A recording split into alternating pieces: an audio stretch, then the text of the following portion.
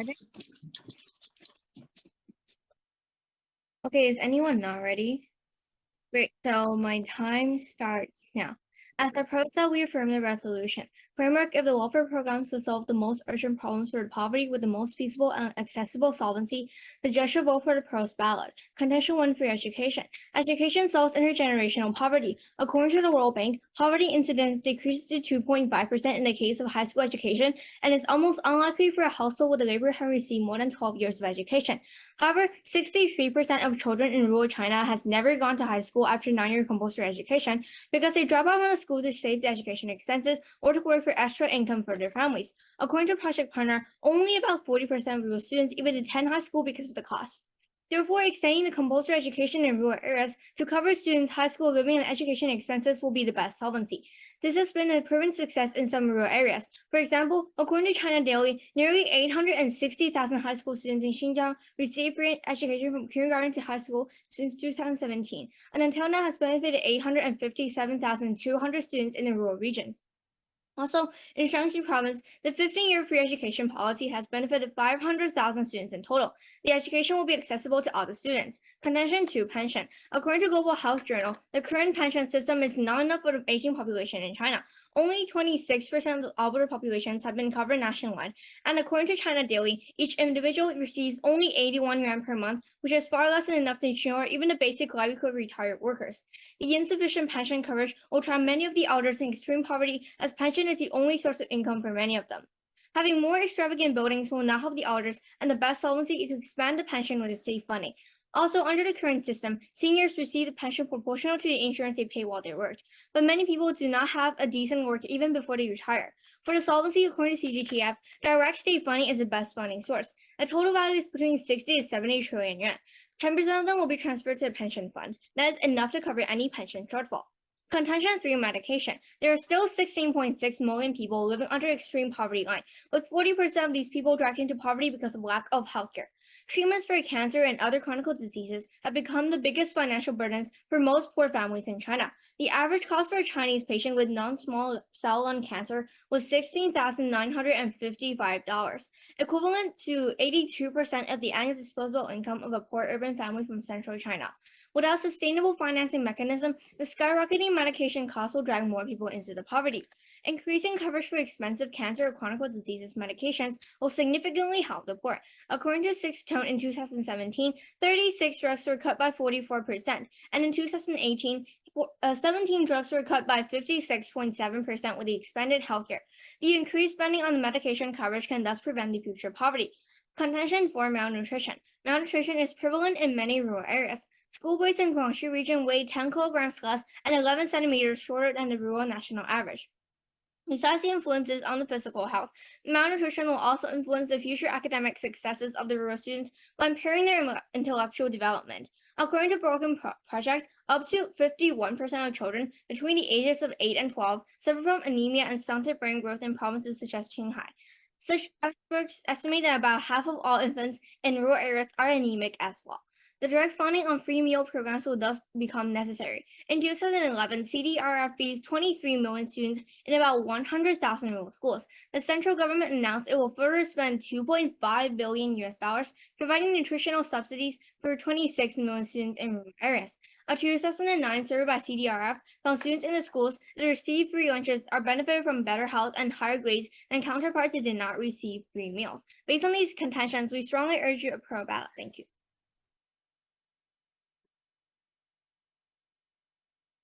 Okay, the second speaker, are you ready? Yes. Okay. Wait. So my time starts now. As a concept of today's debate, we strongly negate today's resolution. We decide that provides a society with the most inclusive and reliable solution should win today's debate. Contention 1. Increased spending on public infrastructure offsets the lack of resources currently occurring in rural areas. First, education resources. According to China Power Project, up to 2014, migration from rural areas has forced the closure of more than 467,308 village and primary schools, leading to overcrowded classrooms and decreased quality of education, as the number of children migrant workers residing in China's biggest cities is expected to increase by 1.5 million annually. Furthermore, less economically developed regions suffer from the migration of qualified teachers to urban areas and lack adequate funds to hire and properly train instructors, leaving less affluent areas without sufficient resources to pay skilled teachers, purchase necessary instructional materials, and maintain school facilities. Instead of providing more educational opportunities, welfare programs are forcing students from lower income backgrounds to struggle to in lower quality education. Second, basic living needs. As of 2012, more than 290 million rural poor still lacking access to improved water supply and sanitation services. 57 million households do not have their own sanitary toilet, but by far, 40 million of those households among can use a public sanitary toilet, proving that first, public infrastructure has worked effectively in the past, and second, public infrastructure is demanding for enhanced funding for increased rates of solving these hygiene issues. Lack of water supply and sanitation infrastructure in rural areas affect people's health, welfare, and living conditions, negatively impacts the rural environment, and can stall rural development and prosperity. Currently, the lack of infrastructure within rural areas demand for a more reliable and stable construction of infrastructure. Contention 2. The system of welfare programs is inherently flawed and regressive, and also hurts the disadvantaged community proposition tries so hard to help. As a clarification, while the DBAL is by no means the only thread in the fabric of China's social safety net, it is considered China's main social assistance program, as it in theory ensures the basic standard of living for society's most vulnerable. First, welfare programs such as the DBAL disproportionately benefits those who are not eligible for appliance. According to Jinping, 76% of 2007 urban DBAL recipients were actually ineligible, and a mere 11% of eligible rural residents were DBAL recipients. Many DBAL recipients aren't receiving their full cash entitlement, as the DBAL funding lines set by many inequalities are often inadequate. It is unreasonable to argue that welfare policies help the disadvantaged and reduce poverty, when in fact it's the opposite by eliminating or excluding many eligible from its schemes. Secondly, welfare programs are regressive and creates limitations under class and economic drawbacks. First, exclusion. According to the International Labour Organization, more than half the country's urban workforce participates in the informal sector in 2018. With Chinese welfare programs and its record targets, these 50% of workforce considered in poverty are excluded and discouraged from participating. Welfare requirement of contributions from both enterprises and individual employees in proportion to their payrolls and wages, thus rejecting and limiting many from applying. Second, limitations. Due to the strict means testing requirements and a constant monitoring one's lifestyle by others in the community, DBAL recipients are often effectively prevented from investing in supposedly frivolous things such as cell phones, computer, and education that will bolster the chances of moving into regular paid employment.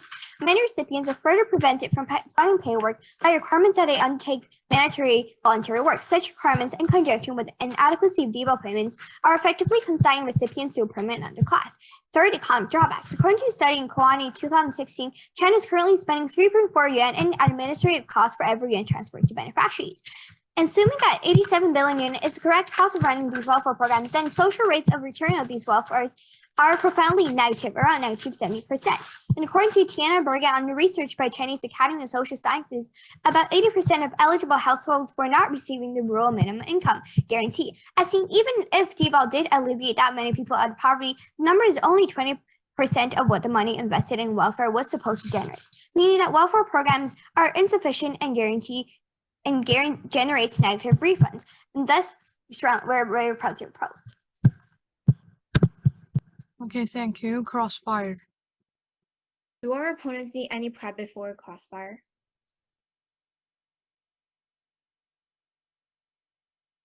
No. Okay, so time starts now. So how many teachers have actually been attracted to the rural areas to teach because of infrastructure building? What? In your No, it is because that migration from rural areas has forced the closure more than that many schools and the migration of teachers. we're asking the question of how many teachers are actually attracted to the rural areas because of infrastructure building. Can you give the number? It is not our burden to prove how many people were attracted by infrastructure. This is not our point. And then how does your point? Okay, my question to you is how many teachers are actually going to the rural areas to teach to help the education there because of building more better schools? Is that clear for you? I don't think the rural area and the kids there are the main focus in this debate, as we're talking about the rural regions of China and the poor students over there. And now my question that how does all these benefits you said justify more spending for welfare? Because currently you have no proof that it needs further spending, and now why isn't maintaining the current spending enough? Okay, we tell you that on our first connection about free education, there is a lot of children in rural China has never gone to high school after 9-year compulsory education because they do not have the high school education.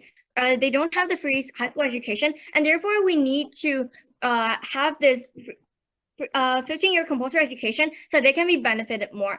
And on our pension, we tell you that there is not enough spending, that only 81 yuan per month for an elderly people is not enough for even a basic livelihood for them. Okay, and actually we need let me answer first. We need 7 trillion yuan to help these elders get out of poverty. And on medication, we tell you that although there are drugs that are actually cut down the prices, however, this is not enough because many people still don't have the financial capabilities to pay for these drugs, and then we need to decrease the prices of these drugs by increasing spending.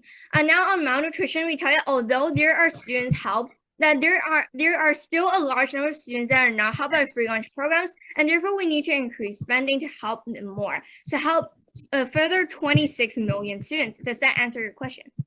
Yes. Okay, I think I should have the question now. So how many people are pulled out of poverty because of having more water infrastructure?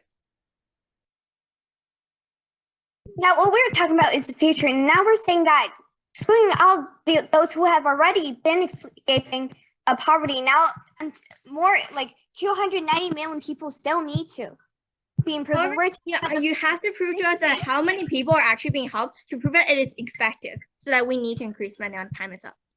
Okay, thank you. Time is up. The third speaker, are you ready? I would like to call 2 minutes. Thank you. Okay.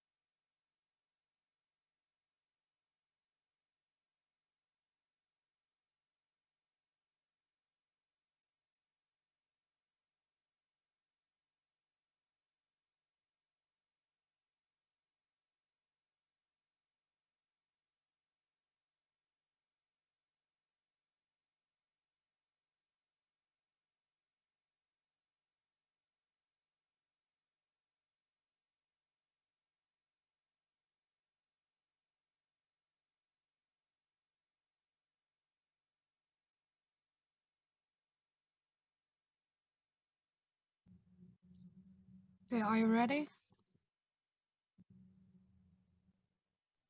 Yeah. Okay.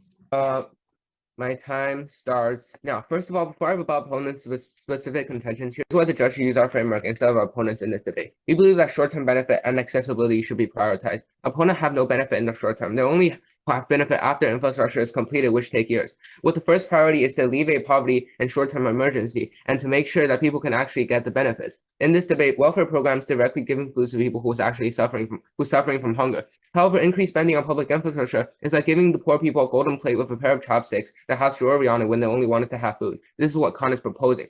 People in poverty neither have phone and money to get access to internet and infrastructure and electricity, nor have cars to go on advanced highways or better hospitals, whatever that public infrastructure is building and providing. Moving on my opponent's first contention, subpoint A, education, opponent talked about overcrowding and lack of skilled teachers.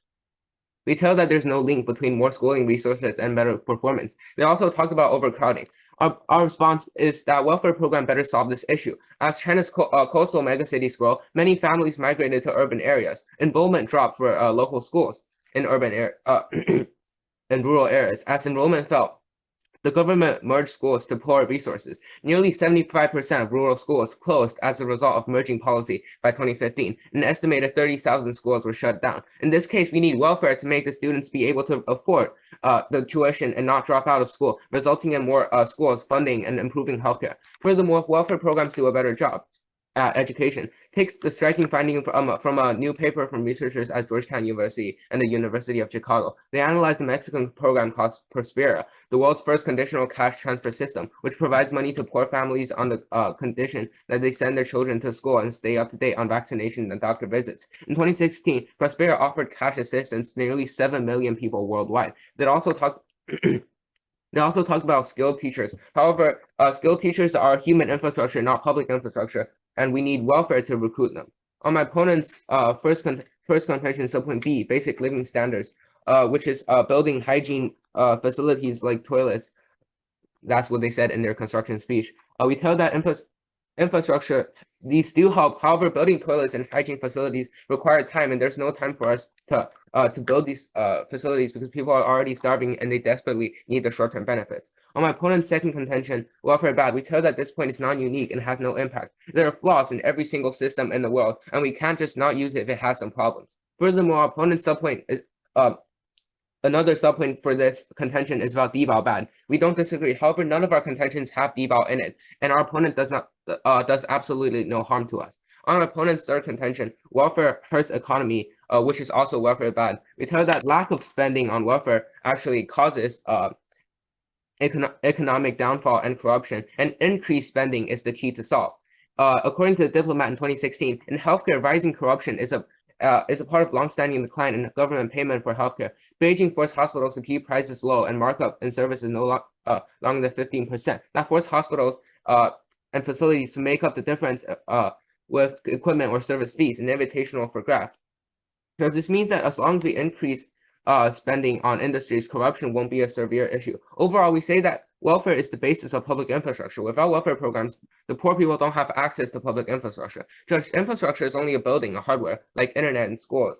And the actual benefit is welfare. It's the opportunity to get to use these public infrastructure. Therefore, having a school built or e-commerce or whatever that infrastructure is bringing us is not enough. There's no use if poor people have no welfare to get access to these public infrastructure in the first place. What this means is that increased spending on welfare programs is more effective at alleviating poverty than public infrastructure. And you're writing pro on your ballot today. Thank you. Okay, the last speaker, are you ready? May I have 45 seconds of prep time? Okay.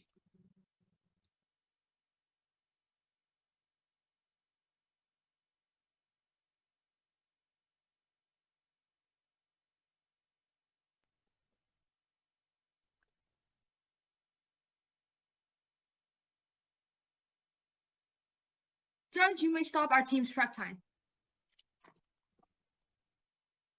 What? Okay. So is anybody not ready? Okay. So my time will start now. As the second speaker of the content, today I'm going to tell you what is wrong with their assertions.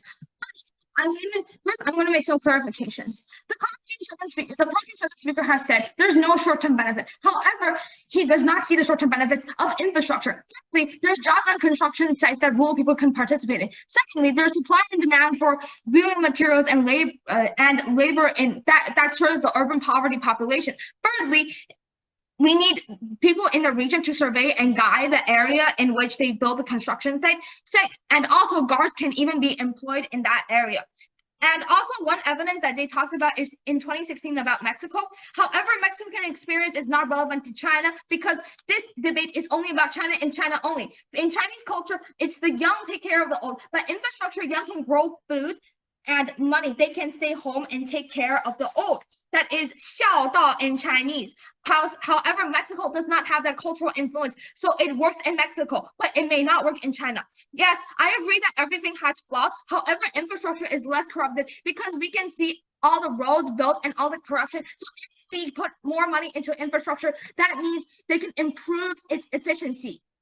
However, welfare, it's too hard to see which specific part is corrupted. Now I'm going to respond to their assertions. Firstly, replying to healthcare. According to the Social Welfare History Project, the eligibility for welfare or public assistance is determined by needs and a means test. That means healthcare programs does not count as welfare because they do not need to determine by a means test. Even if they do, I will respond to them later, right now. Firstly, healthcare improvements are not related to money. Money is one factor. Accessibility is more crucial, which is determined by how many infrastructure is going to be built, which is supporting our case. Secondly, healthcare programs cannot let the poor access healthcare. If there are no facilities to go to, how can people use healthcare programs? Even if we cover the population with healthcare insurance, it doesn't equal to alleviating poverty. This type of welfare is based on infrastructure.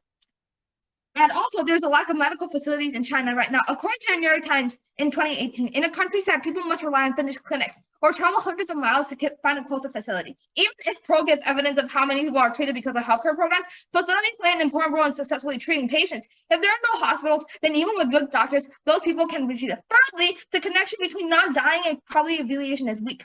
We don't see any specific evidence linking these two together. Not dying only helps to alleviate poverty. It doesn't alleviate poverty at all. Even if it does help, people can get sick again. If people are not spending money on healthcare, they can spend money on they can't spend money on finding a job. When we make the four more stable, people will not necessarily go higher. Secondly, responding to their point about education. Dropping out doesn't mean that they do not have money. Students drop out for many reasons. For example, relative diet or they hate school. It's not just simply because of no money. This is not a related problem caused by poverty. Even if they have no money to go to school, infrastructure can help to let their parents find a better paying job to be on the infrastructure job because of increased roads. And also, welfare program money does not necessarily go to education because corruption is prevalent in China. We do not know if officials skim funds from the money or not. Even the government put money in people's hands, we do not know if they really use it for education or not. Then I'll respond to their malnutrition point. Yes, malnutrition is linked to poverty, but if we solve child malnutrition, it doesn't mean that you're solving poverty anyways. Growing normally does not mean growing healthily or finding a job and alleviating yourself out of poverty. Secondly, infrastructure will help in malnutrition in two ways. First of all, it will lower transport costs to get all the produce in rural areas so they can eat a healthy meal. Secondly, there's more access to fresh food and other supplements.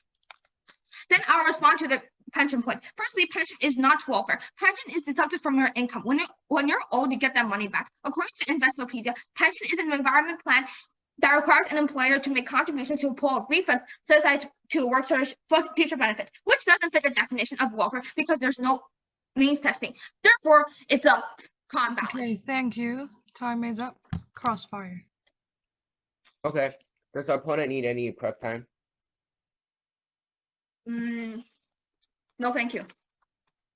Okay, I believe it's my turn to ask the first question. You talked about jobs being created in infrastructure building. Can you provide the number of jobs created and prove to us that the salary is enough to lift the people out of poverty? Chinese government does not have so many time to pull on each and every people in infrastructure jobs. As the infrastructure money is one Okay, third of China's answer my GDP. question. Can you please? We cannot find a number for that. However, Okay, thank you. It's good to know. You cannot find a number. Okay, thank you. It's good to know. You cannot find a number of jobs being created. Okay. I'm sorry. I believe think it's I your answered turn your to ask the question I think I answered your question, and you believe that I've answered your question. Now it's my question, correct? Yes. Yeah. If welfare is so effective at alleviating poverty, then why does China's poverty alleviation program spend 1/3 of its GDP on infrastructure? Can you repeat your question? If welfare is so effective at alleviating poverty, then why does China's poverty alleviation program spend 1/3 of its GDP on infrastructure? That's because just because spending on welfare program is less, that means we should spend on welfare program even more, because because what you said is that there's already a big amount of money being spent on public infrastructure. Doesn't that mean we should spend more on welfare program? Because our constructive speakers already pointed out that welfare program actually does a good job. Okay, okay, you have answered my question. That's because, yeah, another answer. That's because China is in a developing state. Okay, from the past like 80 years, China has become, it's really fast developing. The key is to explore rural areas. Okay, fine, my question. Fully. Thank you for that. I believe it's your question. Thank you for Yeah. that. Thank you for that answer. Okay, Your question. you said pension is not welfare program. Instead, it's an environment plan. Can you explain how pension is an environment plan rather than welfare program? I think it's a misunderstanding on your part. I did not say it's an environment plan. I said it isn't a welfare program. It's social security, which is totally different from welfare. Now, my question. According to President Xi's speech in 2019, he states that focusing on strengthening of public services, especially on problem of village entry and other infrastructure problems. Then why, if you say that welfare is so much effective and so important in alleviating poverty, then why doesn't President Xi go into alleviating, then doesn't use welfare into alleviating poverty? Can you repeat your question? It's too long. You question it. So I've just provided evidence that President Xi has talked to alleviate poverty using infrastructure. Why does he do that if you say welfare is so good? Okay, that's because for the past 80 years, since China is established, the past state of like the formal society, it requires a bigger spending of welfare public infrastructure. However, now we're transitioning Okay, into a thank new you. society. The first speaker, are you ready to do the summary? Can we check our opponent's evidence about the thing that President Xi said Doesn't matter. that like we need infrastructure spending to alleviate poverty? Thank you. Fine. Please send the link and a specific sentence in the chat. Thank you. So, Team Shanghai Foreign Language School, you want to check their evidence, right? Yeah. Yes. Okay, you have 1 minute to show your evidence link in the chat room. Team SHSID. Can I just basically share my screen? It's a PDF version. Can you send Wait. the sentence and the link in the the group chat? Thank you very much. Direct quotation. It's a very long, and it's very long. Let me see. If the host is okay, we're okay. You have 1 minute. You have 1 minute, get them what they want.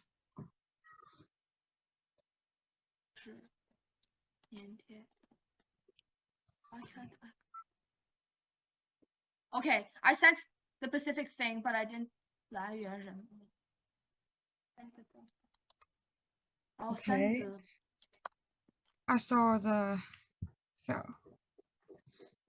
so you have 1 minute to check their evidence, Team SHFLS.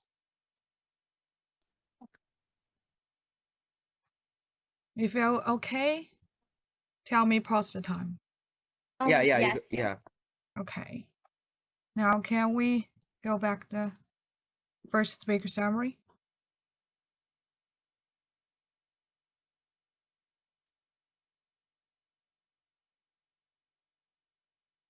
The first speaker, are you ready? 20 seconds of prep. Thank you. Okay.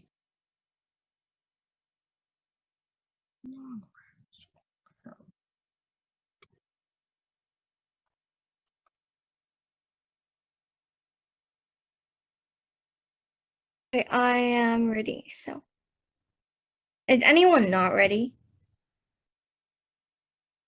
Great, so my time starts now. The main question in today's debate is education and jobs. As we have said in our case, poverty is almost unlikely for a household with a labor have received more than 12 years of education. The solvency we provide here is 15-year compulsory education, which includes high school education. Judge, we clearly show that this is beneficial to reducing poverty, and it should be advocated to other places that also need this program to lift people out of poverty. Therefore, by receiving better free education, people can get higher paid jobs. Our opponents did not give any response to our education impact, nor did they give any specific solvency on how infrastructure can solve the education issue better. They say that there is a lack of resources. However, we try that there are already enough schools, and the reason that students are not going to school is because they cannot afford the cost for schools, and therefore we need to help these students pay for the school tuition and help their living costs. They say that there's the evidence in our rebuttal is a Mexican program. However, we tell you it is a Mexican program and it's used worldwide, including China. So it's actually relevant to today's debate topic. Our opponents say that these jobs can be created by infrastructure. However, we tell you these jobs will never go to the poor because they cannot even get enough free education. As our rebuttal stated, only 8.5% of the unemployed, not even necessarily the poor, can get the jobs created by infrastructure, which means that the jobs they create cannot really go to the poor. We tell you with high school education, the poverty rate for a family reduces to only 2.5%. This results in better jobs for the poor, therefore helping them break out of poverty. We should win this clash, definitely. Our voting issue is pension. The most urgent poverty problem here is the lack of funding in the pension system. We tell you that 7 trillion yen will be put into the pension system to help the elders get rid of poverty, as pension is their only source of income. Our opponents say that pension is not a welfare program, it's a social security program. However, we try to pension is actually coming from the government, and it's actually government subsidies, and it is welfare. So we tell you that we win this point because we give the most urgent problem, and we can actually solve the most urgent issue here. Our opponents never give any solvency. Now, moving on to our point about nutrition, we tell you that 23 million students in about 100,000 rural schools have already been helped by free lunch programs, which shows it is successful in helping students. Therefore, we need to expand this program, therefore more students can be benefited. In our case, we told you that 2.5 trillion US dollars should be generated to provide nutritional subsidies for 26 million primary and junior high schools in rural areas. We also the links to education because having enough nutrition for a day can help the students gain better performance. Our opponents say that that nutritional subsidies does not actually bring people out of poverty. However, we tell you that nutritional subsidies can help people grow normally, and actually you can get better education and you can have better jobs. This is actually a link chain. So point about living needs, I actually don't have any evidence on how many people are actually being helped out of poverty because of water and sanitation resources in development. Therefore, there's actually no impact on this point, and we should win today's debate, and therefore you are writing pro on your ballot today. Thank you. Okay, the second speaker, are you ready to do the summary? Yes, prep time.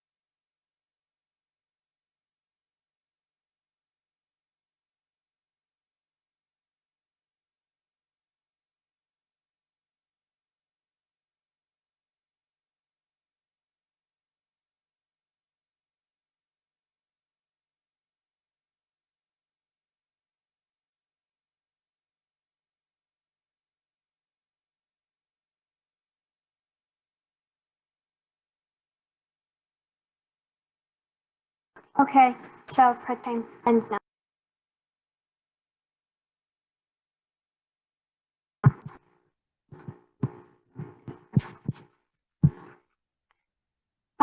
Judge ready?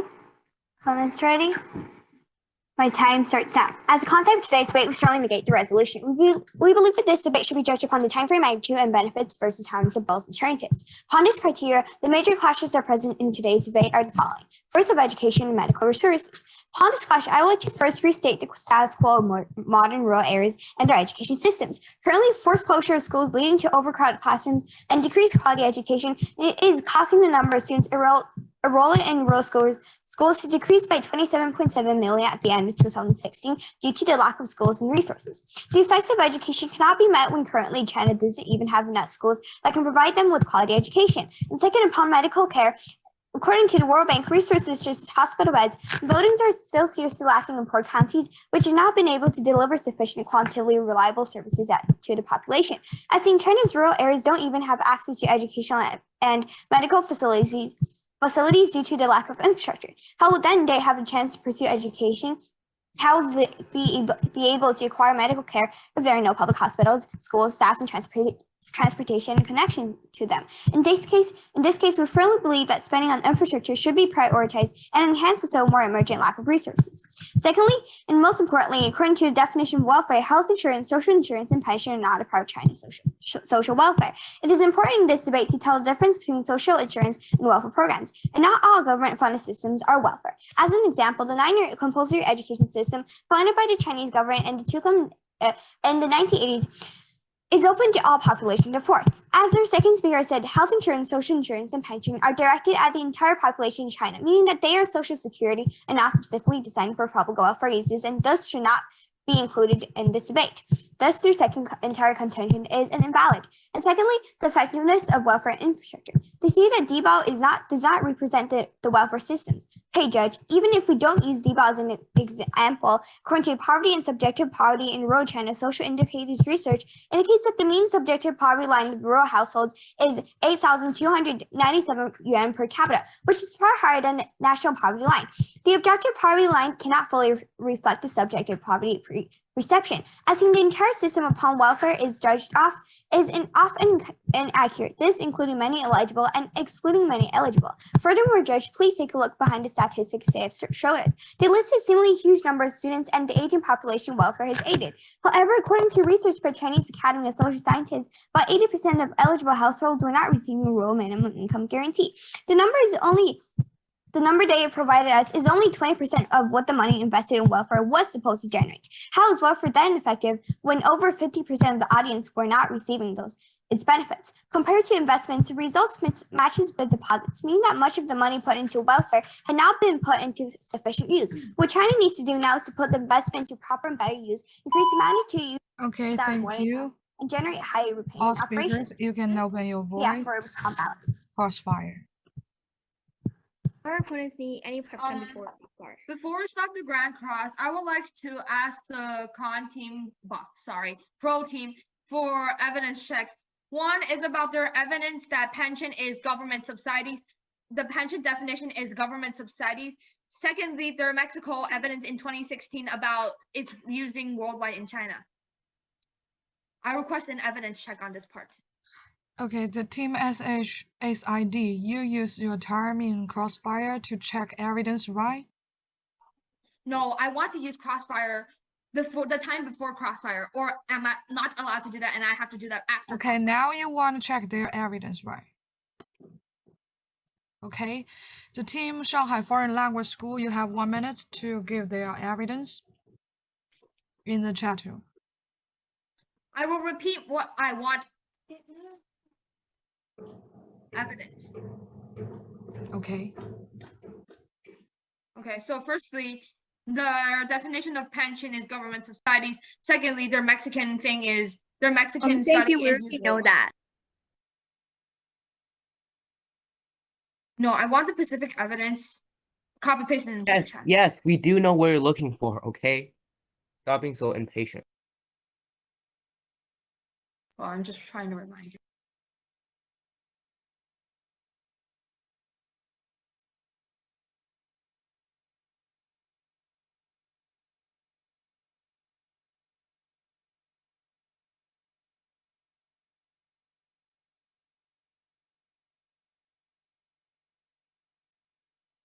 Okay, it's 1 minute, and then I'll use your time.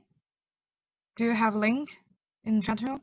Yeah. We sent it in the group chat, and we're sending the second. Yeah, we're link now. sending the link. This is apart from our blog, but we'll send you the link, because the link is we don't have WeChat on this computer that we're using, so we have to manually it's a bit of time. we have to manually type it in. Okay, I have say something in the chapter from Shanghai Foreign Language School. Now, Team SHSID, you have time 1 minute to Wait, check this their is- evidence.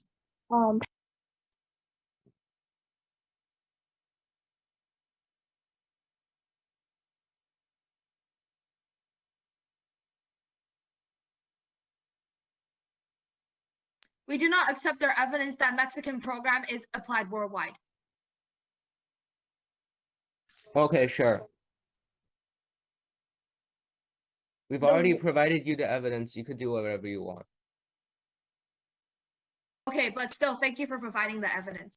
The program is invented in Mexican, but it's used. Okay, fine. You guys Okay, can start. Team time before. SHSID, you check it down. I will finish to check it. Yes, I have finished checking their evidence, but I Okay. said my response. Let's go back to the crossfire. Want to see any prep time before cross? Are you ready, No, kids? we do not. You guys can start. So time starts now. Our first question to you is how many people are actually helped out of poverty because of increased spending on because of water resources and sanitation infrastructure? Please give the specific number. Like, how does getting a 14 cleaner million body alleviate you out of poverty? How does being clean alleviate out of poverty? Wait, Evelyn, open your mic. Okay, so as we stated, There's an echo.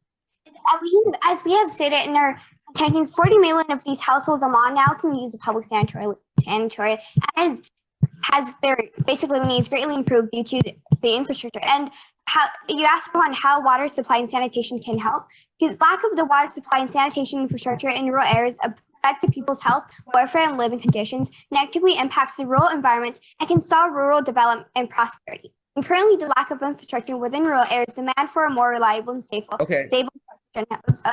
it's time to ask a question. You can have your Okay.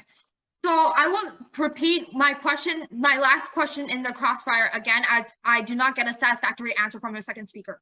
Why does Xi Jinping still stress infrastructure in 2019, as I have already quoted in my second crossfire?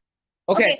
When Xinzhongguo, New China, is established, there's a desperate need for building new facilities, as the previous government is really corrupt. And in that case, we really need public infrastructure over welfare program. However, now it's transitioning to a new society. Okay.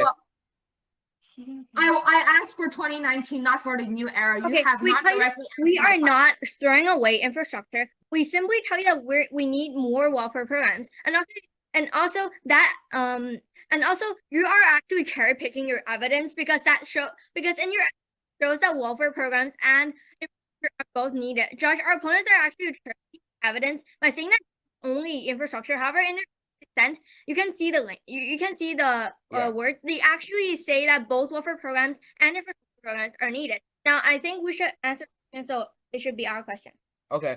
Do you have any short-term emergency benefits for people in poverty to ensure their basic needs other than job creation, which you couldn't ensure that the salary is really high and you couldn't answer?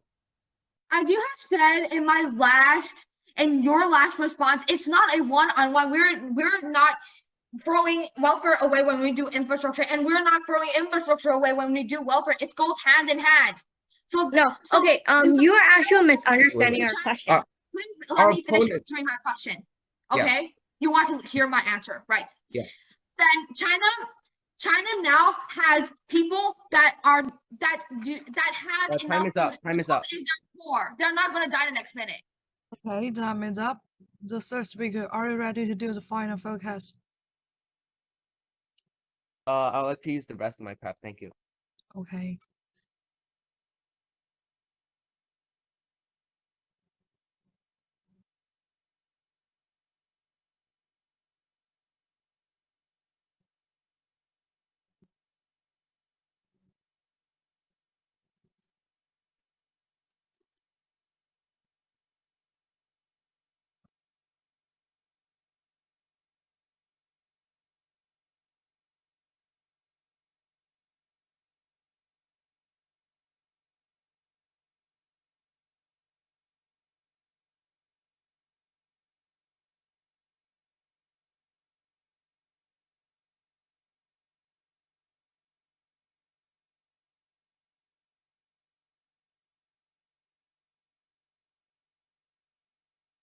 Okay, time is Okay. up. The third speaker.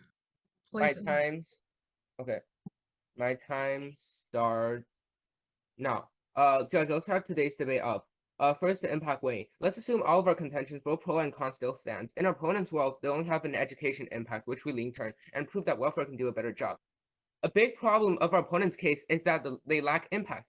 Two of their contentions are about welfare program bad. However, we want you to know that this debate is not about how the opponent is bad. It's about which one is more effective, which side should be our priority and increase spending. Even if their contention of welfare bad stands, it could not necessarily bring any positive impact to our opponent's side. Now, in our world, we could benefit all the elders in China, which is 7 trillion yuan, 24 million students, and 49 people could benefit from nutrition. We proved that all of our opponents' impact to be small, and for purely impact weighing, we clearly win. Let's look at our side. Our opponent failed to rebut our points effectively. For education, not only does this point still stand, we also turned their education point around. For pension, our opponent's rebuttal of saying that pension is not welfare, instead it's a social security program. If so, our opponent needs to provide how pension could stop crime and make China safer, which they couldn't. For healthcare, we're not talking about general healthcare. Instead, we're talking about making the price of certain life-saving medicine cheaper, and it definitely counts as welfare. For nutrition, our opponent doubted our link. We tell that students with a normal functioning body could study easier,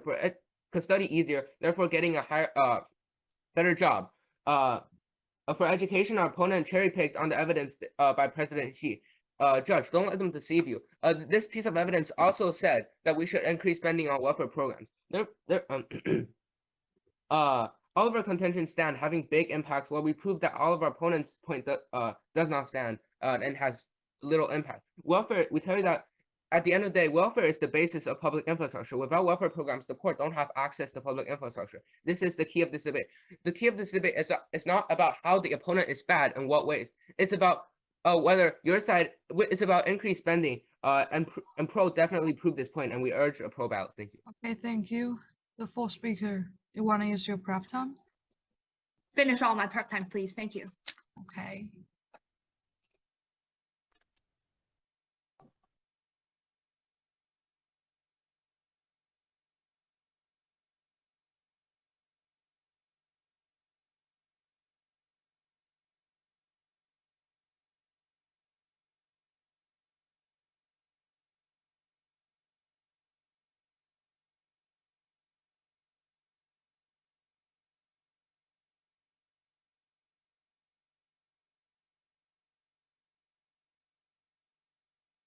Yes, I believe I'm ready. I can stop my prep time.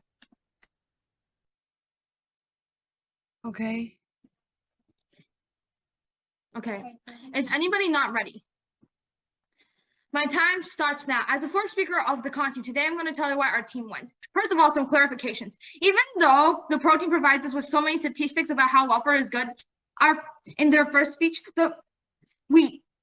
in the fourth speech, but they still don't prove that why we should increase the money and how does it actually alleviate poverty whatsoever. So they're not proving their burdens. Secondly, the fourth speaker said we do not have impact. First of all, I can tell you our first speaker has talked about the impact. Secondly, I will recap that impact later in my speech. Secondly, they have said that education is only accessible for their side. But however, both sides have education responses.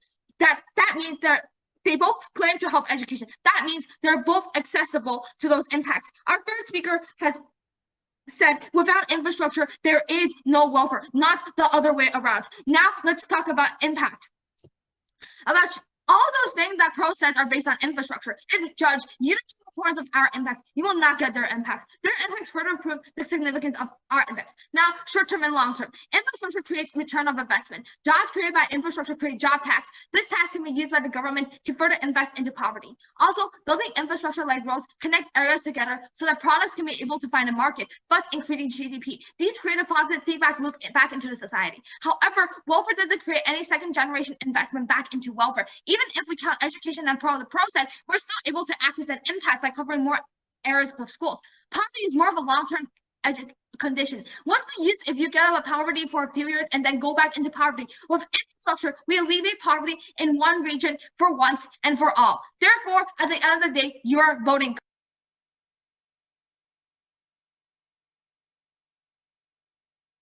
I finished my speech. All right, so thank you guys for such a wonderful debate. So like we appreciate you guys and the kind of arguments you've put across. Kindly give the judges a few minutes to come up with their decision, okay? Then we can announce the winner. Thanks. Okay, thank you, Judge, for listening for this whole debate.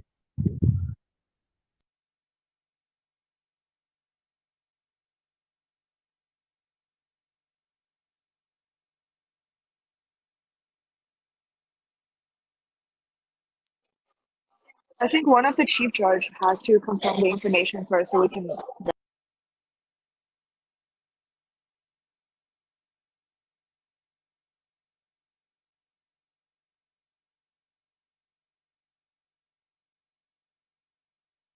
Okay, kids, we are All right, waiting for the it's judge. confirmed. Yeah, it's confirmed. So you guys can cast your votes now. So it's can win, right? No, we haven't come up with the result yet. We're just need a couple more minutes, I think. Okay.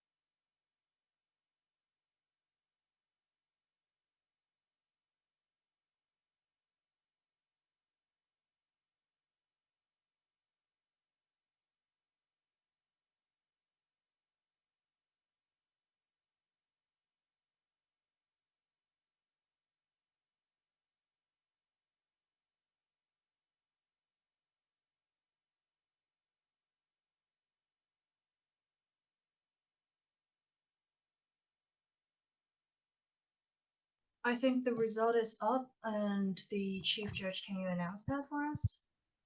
All right, thanks. So at the end of the tournament, there were 5 judges, and 4 judges decided that at the end of the contest, Con couldn't take the tournament, so Pro won. So it was 4 for Pro and then 1 for Con. So Pro won this tournament. So I'll give the judges the opportunity to give their comment. Okay, George, is that all right? Can you see my table? No, it's 4-1 For pro, team. right? Yeah. Wait, Yeah, for one wait, for on your Pro. ballot it says, oh, so 4 pro. Okay. Yeah. Sorry, that's a 1 for Judge 3. Okay, that's it? Yeah, now it's good. Okay, thank you. I think I need to head back to the next room soon, so I'll just give my feedback very soon.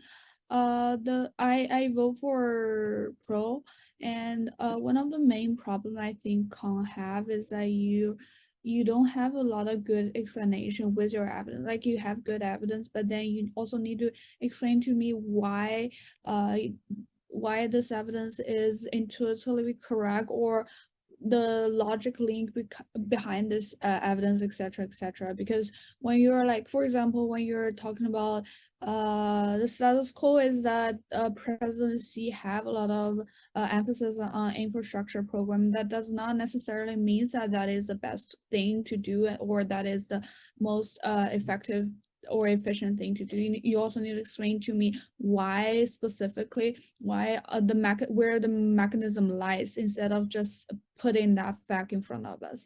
But that's basically why generally have, I think many other judges also gonna have really good feedback, but I really need to head back to the next room. So I'll see you guys later. Really good job. Congratulations to both teams for making this far. Bye. Thank you. Sorry, I kind of need to Thank leave. you, Judge. Sorry, I kind of need to leave early as well. So I'll just give a very brief. I was the scorer who votes for the con. I think the con side did a really good job, especially the second speaker. But I would say, like, looking back, I think like the reason you guys like lost probably because you guys' case are just like a little bit too vague and you didn't explain too much. But I do buy your education resource point. I think I didn't vote for the pro side because even though you have really good statistic use, but I feel like you spend too much time on defending yourself instead of attacking the con side cases, and also you kind of drop several arguments in your cases, but overall both sides did a really good job. You judge. Thank you. Okay, so I think that to add to what the first judge had said, I expected that if you say to the con team, you said you asked for an evidence on definition of pensions, and you said pensions is not welfare. So I expected that you give me your definition with evidence of why you think that pensions are not welfare.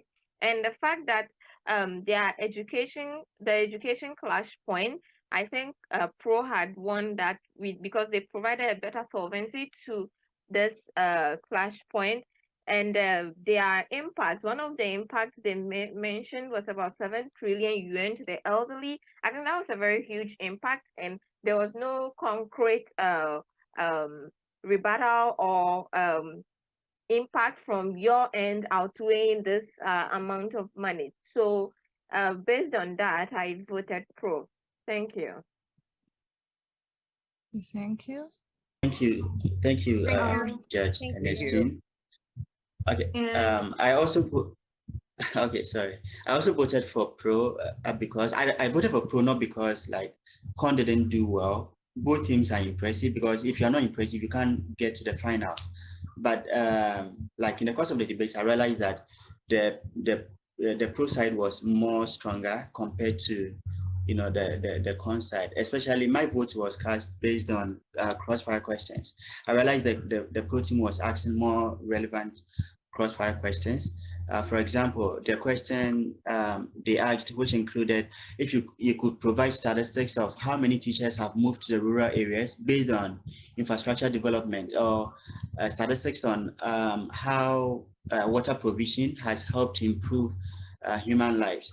And they also asked further questions that included if you could give statistics of how many jobs have been created through infrastructure. These are relevant, questions, which if you you are saying that, okay, infrastructure provides job, then you should be able to provide, references and then statistics on, okay, maybe 2019, infrastructure development at maybe Shanghai or maybe you or etc. Helped to provide about 350 million, then you are providing, impact or evidences to questions that your opponent has asked you, but your inability to provide such makes it look like whatever you said is a personal opinion. But aside this, I think Con, you did well. The second speaker for Con, your confidence is good, but I think your line of argument was more or less, a bit in a rush. But you did well. You were impressive. You were confident. So this is the reason why I voted for Pro Team. Thank you. Okay, thank you. And Thank you. And for me, I voted based on the framework. I believe both sides mentioned a framework, but I think ProSci dropped your framework, but following your opponents. Your opponent's framework does not really make sense to me because like I don't think short-term impact is that significant. Well, but they did not do further explanation and you did not attack that. And you, instead of attacking it, you basically following it by trying to prove that infrastructure have a short-term benefit. Instead, you should just go straight forward to why short-term benefit instead of long-term. This would definitely make your case stronger and make your whole argument stronger. And because like a lot of evidence and things you have, it's like that Chinese piece you had just there was about like long-term benefit and things, etc. Even though that is like you narrowly used it, and also that's something to take a note of.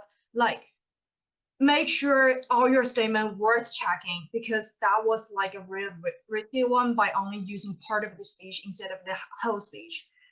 And also, like, I'm really glad that the team, the content pointed that out. And like, when you check your opponent's evidence, it's not that you basically jump out and say, okay, I don't accept it. You need to find a way to say, no, this is the, like you said, you're not buying Mexico, that Mexico thing is using worldwide, but you're not saying any reason why. But they are providing with a really solid reason that no, this is not only about infrastructure, it is also about welfare, and this is a long-term benefit instead of short-term benefit we are talking about in this debate. This is something that is really good. Like, I even learned something from there during the evidence check, and I believe that's one of the essential reasons why I vote. But the short-term benefit thing does not really work for me, but things just happen. I cannot do my own interpretation. Is basically what you guys said. Okay, thank you, Judge. Thank you, Judge. Thank you. Okay, thank you everybody. And the Shanghai Foreign Language School Team WL, congratulations. Now it's time to say goodbye. Bye. Bye.